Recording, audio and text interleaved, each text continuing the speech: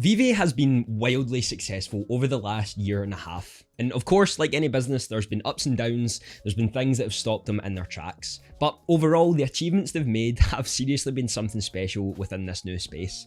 So today, I'm going to discuss 3 things that I think Veve need to do to continue this success and have them move forward to the place that they want to go over the next few years. So let's talk about that. Welcome in everyone, my name is Andy and I appreciate you taking some time out of your day to come and watch this video on the channel. Just before we get started, if you are enjoying the content, you want to support me further, you can hit the subscribe button, and if you want to support me further than that, you can join the membership. We've obviously discussed quite a few things in the past and about what Veve have been doing and their successes, and it's something that I think we can continue to discuss and we should continue to discuss when we are wanting to see this company grow. Now, I've watched quite a few videos over the last few days about people discussing their thoughts and feelings on Veve, just to give a more refresher on everything that was going on. And one of the best videos for that was definitely Tap's trades videos. Always his videos are incredible anyway, but I'd highly recommend going to watch that and really looking at the ins and the outs of the business itself. There was a lot of deep dive research in that, and I'll leave the link down below to go and check out, because it really goes into why he still believes in Veve and Ecomi, and there's a lot of the things there that I resonate with what they're moving forward to. But I wanted to discuss sort of 3 areas that always stood out to me and some things that have been discussed in the community as of recently to have that success continue to grow, because we know obviously this NFT space is a bubble. There's going to come a point where it completely bursts, and then we're going to have to find that building value again, and there's only going to be some institutions and some places that will really stand out from the crowd. The first one for me, and I think the biggest one for a lot of people just as an average retailer, an average consumer, is trust in the business and loyalty for the customers. Now, this is probably one of the biggest aspects for me when it comes to just any business that I'm investing in. It's important that the team are up to scratch, they have a proven track record, and it's important that whatever has been created as a product can actually work. But when it comes to just an overall loyalty to a company, word of mouth is usually quite a big thing. I know there's many of you who have told your friends and family and co-workers about what Veve is, and that's because it made you feel a certain way and it brought back memories for certain things. It could potentially be for financial reasons. There's a whole plethora of things that you could actually discuss. But the problem is, trust has to be built up over time and can be lost quite quickly. In the world now, average retailers are the most demanding we've ever saw in our lifetime, and that is just the reality we are facing. Because of this, there have been many delays when it comes to things that are wanting to be released on Veve. We've obviously saw that the MCP is not yet released, we've got the OUP to come, we've still not got KYC or MTL that have happened, and the app, although has changed in some instances, is still pretty basic in regards to what it offers. And in this process, the people who truly believed in Veve last year might not believe in what they're doing now purely due to the empty promises and not actually following through with the things they said they were. Over the long run, I don't believe this is going to matter as much as it did in the past, because as a company, as a startup, is growing, there's going to be a lot of things that get in the way. And I still understand the frustrations and still am frustrated myself that some of these promises weren't kept and the company weren't able to move forward with what they said they were going to do, which can create a little bit of conflict within the community. Because of this, one of the reasons that I believe Veve can be wildly successful is if they can build that trust up again with existing customers and start from scratch, building the right trust and the right loyalty from new ones who are coming in. We saw with the Star Wars drops that there were over 7,500, I think, wallets that were new with more than 2 collectibles in their wallet within that time frame, and I'm guessing there was a couple thousand more who were actually coming onto the app for the first time who have less than 2 from the beginning. So this is showing us that there are still people coming onto the platform, but we need to build that trust and we need to keep them retained if Veve are going to continue to be successful the way they have for the last year and a half. The other thing that I would really like them to maintain is the community updates. I understand now Veve might have just got to a place where there's so much toxicity within people on Twitter that hosting AMAs and all that sort of stuff might not be the right route forward.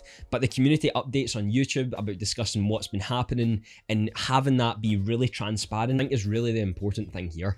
People just want to know what's going on. People just want to understand exactly what's happening, and this is one of the best ways to do it. So keeping people updated on what's going on and what's actually happening within the space is going to be a great way to keep on top of the customers who are just wanting to know more and wanting to get a little bit of a short, sharp, and to the point what's going on, what we're moving forward with. And finally, the one a little bit different, but it still comes to building up loyalty, is helping your consumers in any way that you can. So the 3 ones that I noted down here were ease of access, understanding and the use of the app, and as well as safety. Now, these 3 come under sort of similar things, but this is maybe like understanding why bans happen or holds on your account happen more frequently so that you're actually able to maybe find that in the app. Safety tips for your own stuff, especially when we're allowed to have things like OMI to NFT, you're able to hold it off the Veve app. Stuff like that's going to be really, really important. And that's easily accessible to customers who are confused about what's going on, and they don't actually have to solely go to YouTube to find that from people who don't even work for Veve. I think that's a really, really big thing to build trust and to help people feel more safe about what's going on, because obviously it's from the website itself, so it's trusted from the website. And then the final one that I talked about were tutorials. Now, they have mentioned tutorials before, but we all know that if people are coming on from different ages, and Veve are focusing on collectors as well as investors, usually you tend to find that they're a little bit older when it comes to that, because you need to have more money to be an investor. Usually people aren't investing in stuff like this if they've got no money to invest at all, so they might stick with stocks at the start, so you have to have a little bit more free revenue. Therefore, things like tutorials can really help people just understand the app a little bit further, again, ease their way into the app, building trust within the app, building loyalty within the app, because it shows that Veve care about the customers that are coming in. They don't want them to feel like they're having to rummage through everything to understand one thing, and they don't have to ask everyone or the person who brought them onto it again and again and again about the same questions that they get. This might not be something in your eyes that comes as one of the top things that can make them successful. To me, the easier you can make your customer journey, the easier you can make customers want to purchase products and want to talk about those, is something that is wildly underrated when it comes to this space. The second one I want to talk about is something that Kay and Randy had actually discussed quite recently. And this was in regards to financial institutions out with of like Ethereum and cryptocurrency, but I also want to discuss both of them together. So this one is Ethereum introduction and financial institution. Now, Kay and Randy had discussed this a little bit more, saying that to actually get mass adoption as a reality, true mass adoption, then we need to have some form of centralized system. And everyone talks about this decentralized system that they want, and they want everything to be decentralized, they want all that to be the case. But if we're really breaking it down, okay, and we're being honest here and we're being truthful, most people are not able to do the research to make sure whatever is happening is safe.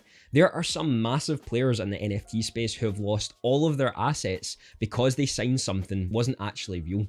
And there's going to be a lot more people, if there is mass adoption on the rise over the next few years or the next few decades, who are also not smart enough to do their own research in that instance, and therefore could lose all their assets due to one simple mistake.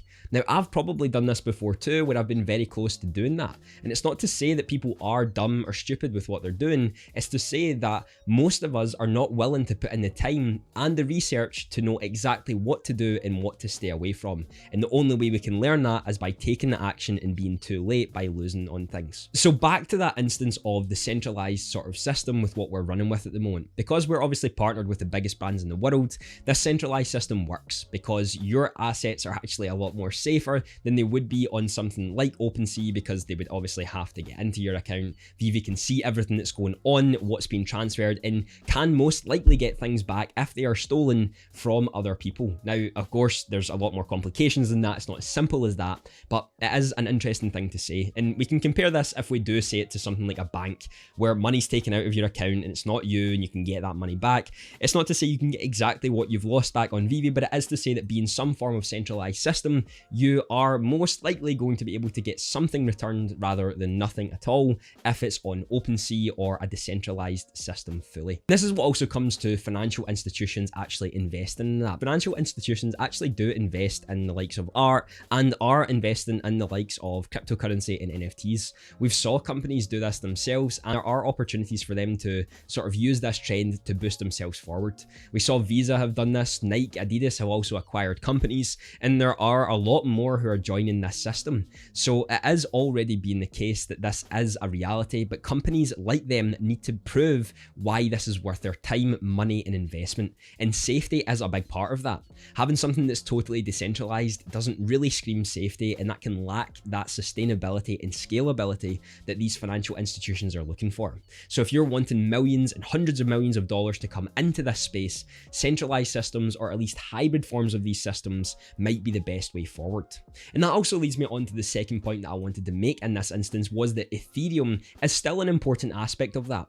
Something a lot of us always talk about is the OMI to NFT and how important this will be for Ethereum whales to come into this space. And I do fully agree that this is another addition to allow big money to come into this and to actually invest in a company that has made tremendous leaps in bringing some of the biggest brands in the world to the collectible field of NFTs. Again, we're still at this stage where a lot of people are just disgusted by NFTs because they believe all of them are bad for the environment, all of them are just a scam, but I still don't get all of that instance, because anything that is over a value of a need is just a want, and therefore we put perceived value on whatever that is. If we take the likes of Gucci tops, yes, you've obviously got the physical top itself, but it doesn't mean that it's any more valuable than a top that was made somewhere else that you paid $5 for than something like Gucci, just purely because it has the logo on it. We perceive value the way everyone else allows us to perceive that value. So if these people can come in and invest in these institutions, the big financial investors in the sort of Web 2 era, or these big companies, as well as Ethereum whales or those who have big assets in the cryptocurrency field, we're bringing both together to actually allow success from a lot of different areas, and could help Veve significantly move forward, not only with revenue, but active user base, as well as trust and customer loyalty with what we talked about before. That was an absolute mouthful. I don't actually know how many times I messed up in that take, but you know, I'll take. I know what I'm going to talk about here is language accessibility. I don't know if this is going to be something that will be the absolute full case of what could bring in a lot more users into this platform, but currently we only have English, if I'm not mistaken, on Veve. You can download it in different countries, but I don't think they actually offer any other language on the app other than English right now. And English language speakers, although have a good few 100 million in the world, places like Asia and some other massive parts of the world are big contributors to downloads on the app stores, users of the internet, and especially the growth of these economies over the last 10 and 20 or so years has significantly increased the amount of people who use the internet and also use social media apps and download games on those places for ease of use. So it is something that I believe Veve needs to work on, or at least needs to have access to, again, to build that user base out. I've done quite a simple search of app downloads by country from 2 different places that collected their data, and it was saying that growth from 2016 to 2019 on app downloads by country: China 80%, India 190%, USA was only 5%, Brazil 40%, Indonesia 70%. And also when we're comparing Apple to Google with iOS and Android, we can see that India is way up the top of these downloads. USA, of course, majority of an English speaking country, but then you've got Brazil, Indonesia, Russia, Mexico, Turkey, Vietnam, Japan, and Egypt. None of which that I believe are mainly English speaking countries. Could be wrong on that front, but I don't believe the majority of the people who are in these countries speak English as their first language. And if we are allowing access to something like that, we are instantly allowing people from all over the world who still enjoy things like Marvel, Disney, Star Wars, and all of the other stuff with DC comics and so much more, to have access to this. And if we go to the other one as well to back up the data a little bit further, of course, these are downloads by country. We've got China, India, USA, Brazil, Indonesia, Russia, Mexico. These are sort of similar to the other data that were being shown, and the annual hours spent: China, India, Brazil, Indonesia, Pakistan, Philippines, again, are all coming at the top of these billions of hours and billions of downloads of these apps. Language accessibility is important for everything. We see when we go onto websites, if they are in French, I can translate them to English. It makes it easier for me to understand, and I don't have to go off of the website because I can understand it as it's translated into that. Same as apps. If they are not translated into English, I am just not going to be able to use the app. I'm going to be able to understand the basics of what's going on, but I probably wouldn't feel that comfortable using the app. And because of that, the language accessibility for worldwide use, I think, is going to be one of the most beneficial things that Veve can do over the long run to allow these hundreds of millions, even billions of people to get involved into what Veve is. It's not to say that would happen right away, because again, things have to occur that allow these people to actually be interested, intrigued, and then download the app and stay on the app for it to be something that is monumental. But having the amount of users that we're growing with now, only with the English language in the app, is something that I think is pretty tremendous to begin with anyway. These are just some of the things that I believe Veve should focus on, or what I think can make Veve a success over the next 5 to 10 years. Again, I think this NFT bubble will completely burst and most will completely crash and never be able to return. But there will be some that will come out and will be able to build whatever foundations have been put in place over the last coming years for this space. I think Veve are going to be one of them, but of course things have to happen to make a business a success over the long run. We've saw the likes of Blockbuster completely crumble purely because they just didn't move with the times. And if Veve don't do that, that will happen to them too. But I'll be interested to know what you believe Veve should be doing in order to remain successful or continue the success that they've had over the last year and a half. Is there something that stands out to you heavily than others, or are you riding a wave at the moment to see what is going on? Be sure to let me know down below. I know the video on the screen right now will be something you'll love to watch. Have a fantastic day.